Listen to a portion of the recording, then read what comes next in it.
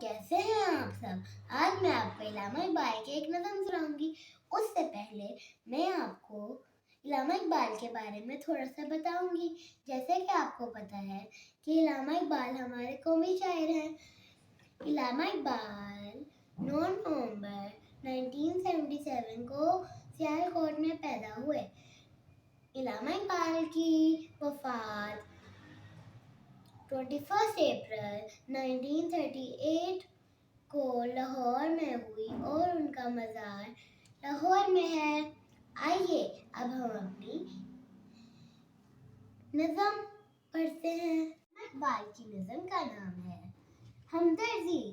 टहनी पे किसी शजर की तनहा, बुलबुल था कोई दास बैठा, कहता था कि रात सर पे आई, उनने चुगने में दिन गुजारा, पहुंचो किस तरह आशियां तक, हर चीज पे छा गया अंधेरा, सुनकर बुलबुल की आहोजारी, जुगनू कोई पास ही से बोला, हाजिर हूँ अगर कुछ जानो दिल से, कीड़ा हूँ अगरचे मैं जरा सा,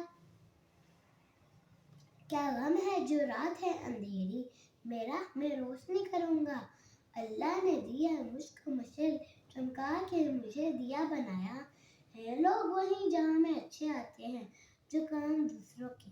शुक्रिया।